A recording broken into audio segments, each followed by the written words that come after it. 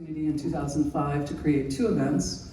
One was for Dwell Magazine, Dwell and Design, a furniture and design show, and then one was for Make Magazine, something called Maker Fair. So community is a big part of it, and I'll talk a little more about it, but what I'd like to do is introduce my panel, and then we'll get started on our session. I'm going to pass the mic over to, panelists, Michael Casey, Chief Content Officer of CoinDesk, Sophia Med, who is leading up the Hublot event live, and Robin Raskin, who is the founder of the virtual event group and so much more. So anyway, with that, maybe I can have Michael, maybe you can introduce yourself a little more. Oh yeah, hi. Am I on? Testing? Yep. Almost. Hello. Yes, there we go. So hi, I'm Michael Casey, Chief Content Officer of CoinDesk. CoinDesk is the leading media platform covering the world of, I'm going to say this word to you, cryptocurrencies, blockchain, digital assets. We have a big event right here in Austin next month called Consensus, and I'm going to be talking to you a bit about the innovative things that we're doing, not just to cover the world of crypto and blockchain, but to use some of that technology to boost engagement through a gamification strategy that we're applying. So looking forward to telling you more about it. Thanks, Mike. My own? Oh yeah. Hi, I'm Sophie Ahmed. I've been in the events industry for about 25 years, where I started at Reed Exhibitions, running very large-scale trade shows, and moved from there to Informa for 17 years, which of course is the world's largest event organizer, and then on to Cannes Lions, Money 2020, and then I founded a company during the pandemic called the Virtual Events Institute, which was all about how virtual events can complement in-person events, and that's actually where I got to meet my panelists during that time. And I work for Hublot, which is in the top 3 largest event tech platforms in the world, covering in-person, hybrid, and virtual. And we've recently acquired a company, which I'm now leading, a tech company, more around in-person. Over to you, Robin. Hi, everybody. Notice that we are, hello? I don't even need this. Notice that we are not your panelists. We are your tour guides. We believe that you know just as much and have just as much to offer to this as we do. So I'm going to date myself. I was the editor of PC Magazine when a little boy named Bill Gates was writing DOS in his bedroom, and grew up with technology, and have seen this over and over again, and events. So after PC Magazine, I started an event company which was bought by the Consumer Technology Association, and then was going to retire, and then there was a pandemic, and everybody wanted to know about what we were doing about events, so I launched the Virtual Events Group. And I just want to shout out to South by Southwest for letting us experiment, all of us here. So that's that.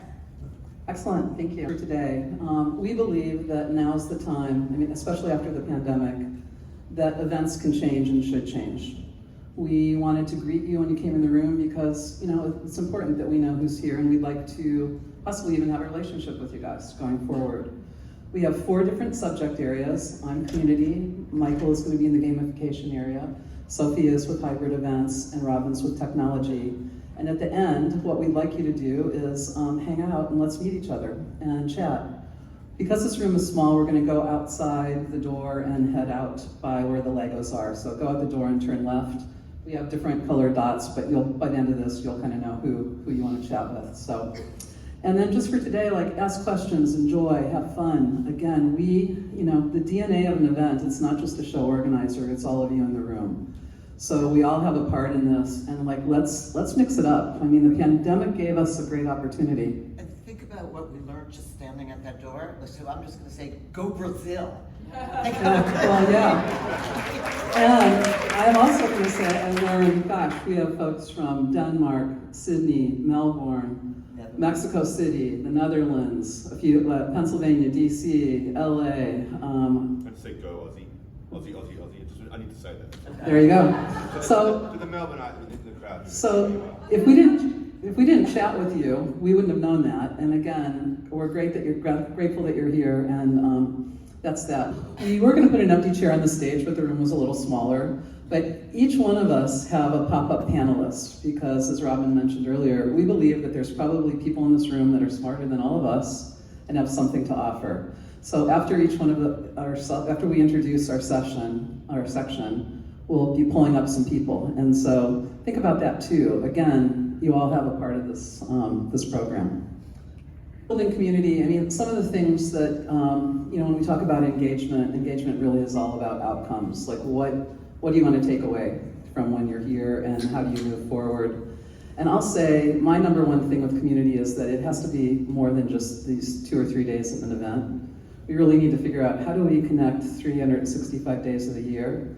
And there are things like Discord and Twitch and Reddit. And how many of you know of Discord? Cool. And how many of you have signed up for the Discord channel there's an unofficial South by Discord channel. But I think that these are ways that we can actually start working with each other and working together, and I think that that will be important. And a lot of things with community, it can be high tech, low tech, no tech, and those are things like today we obviously implemented a lot of low tech, no tech with some fun things like engagement with Philip playing for us. But anyway, wanted to keep that going. And another key thing that I've learned is that as much as your journey can be personalized, that's important too. So Freeman is, we're about a week away from releasing an event trends report. And I think it'll be launched at CISO, the industry trade show, next week. But what we're finding is that, what people really want now at an event is we want a greater connection, we want hands-on learning experiences, and what's the value proposition and why is it important to me? So like I mentioned, we're all involved in this, and kind of activating this connection is going to be really important. So another reason to stay with us when we disband fast. And from the survey and the research trends report, we're finding out that the average age of an event goer has gone from 51 years old pre-pandemic, and it's now 45 years old. Again, that's aggregated, but in a few years, that's shifted a lot. And we're finding that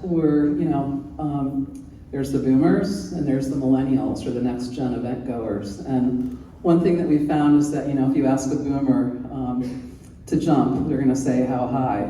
And we're learning if you ask a millennial or next gen to jump, they're gonna say why. And those are very distinct differences, and you need to think about that when you're engaging your audience.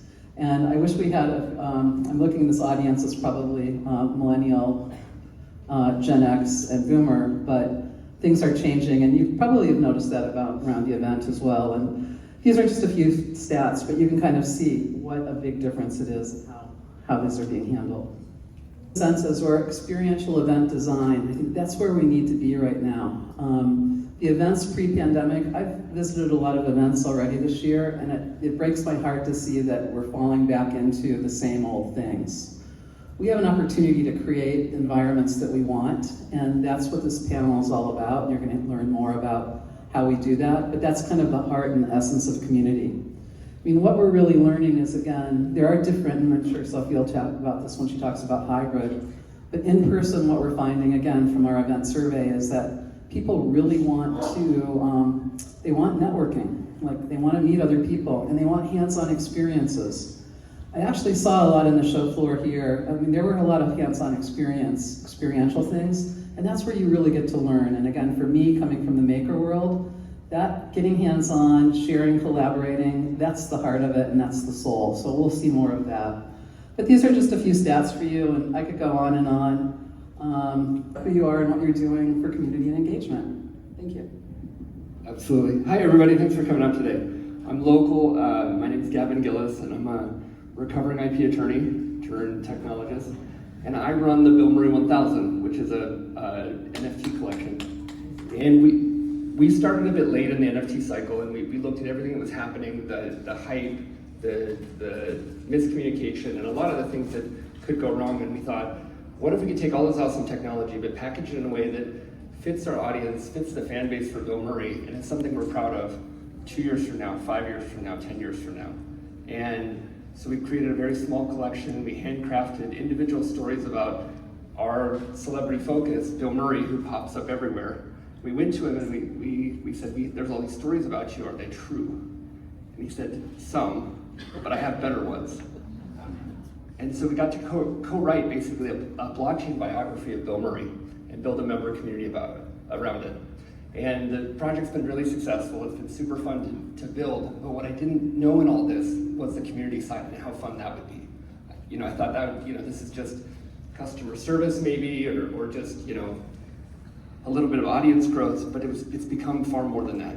I had never used Discord before. We built a Discord, it grew and grew and grew, and every single day there's serendipity happening and magic happening in that community, regardless of Bill Murray, just because these awesome people are getting together, they're raising money for charity, they're helping each other out, they're giving mentoring and coaching advice. It's become this interesting thing that when we had our first member event where our token holders, our NFT owners got to meet Bill Murray at this small little golf course and spend a day together, we knew each other by our Discord handles. And that was such a strange feeling, not being in the gaming community.